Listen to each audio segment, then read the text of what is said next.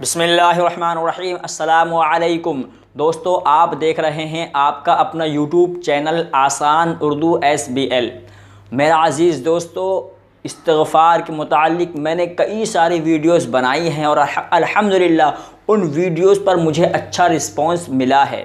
لوگوں نے ان ویڈیوز میں سوال کیے، ہم استغفار بھی کر رہے ہیں، ہم نمازوں کی پابندی بھی کر رہے ہیں اور ہم استغفار کے تسبیح بھی پڑھ رہی ہیں، لیکن کچھ فائدہ نہیں ہو رہا، ہم کیا کریں؟ تو میرا عزیز دوستو، استغفار کرنے سے فائدہ نہیں ہو رہا، یہ تو ہو ہی نہیں سکتا۔ دوستو، میں آج کی ویڈیو میں استغفار کے متعلق تھوڑی سی بات کروں گا، تو بنے رہیے آپ ہماری ویڈیوز میں آخر تک۔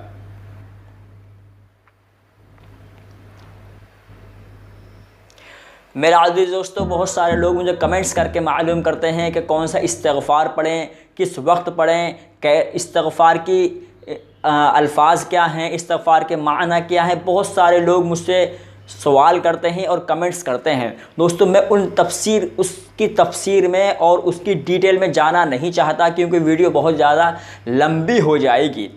آج کی ویڈیو میں مختصر بات کروں گا۔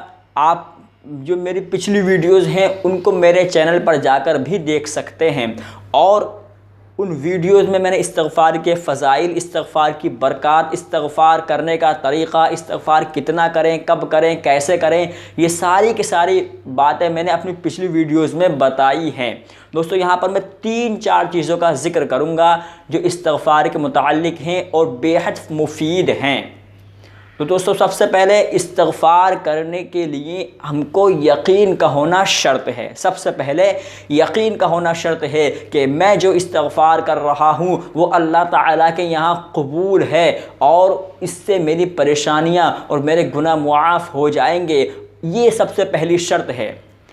کیوں؟ کیونکہ یقین کی بنیاد پر ہی سارے عمل کا دار و مدار ہے۔ جیسا کہ حدیث شریف میں آتا ہے، یقین یا نیت، انما الاعمال بالنیات، کہ ہر عمل کا دار و مدار نیت پر موقوف ہے۔ تو اپنی نیت کو درست کریں، اپنے یقین کو درست کریں۔ جیسا کہ حضرت علامہ اقبال رحمۃ اللہ علیہ نے ایک شعر کہا ہے کہ یقین پیدا کر اے ناداں، یقین سے ہاتھ آتی ہے۔ یقین پیدا کر اے ناداں، یقین سے ہاتھ آتی ہے، وہ درویشی کہ جس کے سامنے جھکتی ہے فغفوری۔ کہ جب اللہ تعالیٰ سے آپ کا یقین پختہ ہو جائے گا اور آپ اپنے یقین میں بالکل مکمل پختہ ہو جائیں گے، پھر آپ کا استغفار آپ کو فائدہ دینے لگے گا۔ دوسری چیز، استغفار کرنے کے لیے کسی وقت کا متعین کر لینا۔ ایک وقت متعین کر لیں کہ مجھے اس وقت میں کچھ کام نہیں کرنا ہے، بلکہ مجھے یہ استغفار کرنا ہے۔ اور اگر وقت بھی متعین نہیں کر سکتے تو کم سے کم چلتے پھرتے اٹھتے بیٹھتے استغفر اللہ استغفر اللہ استغفر اللہ یہ پڑھ سکتے ہیں۔ تیسری چیز، نمازوں کی پابندی کریں اور ہر برے کام سے بچنے کی کوشش کریں، یعنی گناہ سے بچنے کی کوشش کریں اور پھر استغفار کریں۔ انشاءاللہ آپ کا استغفار آپ کو فائدہ کرے گا۔ تیسری چیز کہ جب آپ استغفار کریں تو اللہ تعالیٰ کا دھیان آپ کے ذہن میں ہونا چاہیے کہ میں اللہ تعالیٰ سے اپنے گناہوں کے لیے استغفار کر رہا ہوں، کوئی دنیاوی غرض نہ ہو۔ اور استغفار کرنے کا طریقہ میں نے اپنی پچھلی ویڈیوز میں بتایا ہے، جن کا لنک میں آپ کو ڈسکرپشن باکس میں دے دوں گا۔ میرے عزیز دوستو، آپ استغفار کر کے دیکھیے، آپ کا ذہنی، آپ کا مالی اور آپ کا جسمانی جتنی بھی پریشانیاں ہوں گی، انشاءاللہ العزیز اللہ تعالیٰ اس کو دور کر دیں گے اور آپ کو فائدہ ہوگا، دل کا سکون میسر ہو جائے گا۔ آپ استغفار کر کے تو دیکھیے، کیونکہ حضور اکرم صلی اللہ علیہ وسلم نے حدیث شریف میں یہ ذکر کیا ہے کہ جو بندہ کثرت سے استغفار کرتا ہے، اللہ تعالیٰ اس کے لیے آسانیاں پیدا فرما دیتے ہیں، اللہ تعالیٰ اس کے لیے ایسا راستہ نکال دیتے ہیں کہ ہر مشکلات میں اس کے لیے راستہ نکل جاتا ہے۔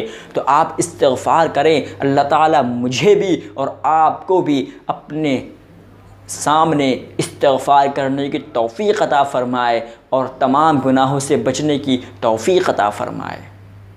میرا عزیز دوستو، آج کے لیے فی الحال اتنا ہی۔ ویڈیو اچھی لگے تو ویڈیو کو لائک کریں، شیئر کریں اور ہمارے چینل کو سبسکرائب بھی ضرور کر لیں۔ میں ملتا ہوں آپ سے پھر کسی ویڈیو میں، پھر کسی نئے ٹاپک کے ساتھ۔ جب تک کے لیے آپ اپنا خیال رکھیے۔ السلام علیکم۔ سبحان ربک رب العزت عما یصفون وسلام علی المرسلین والحمد للہ رب العالمین۔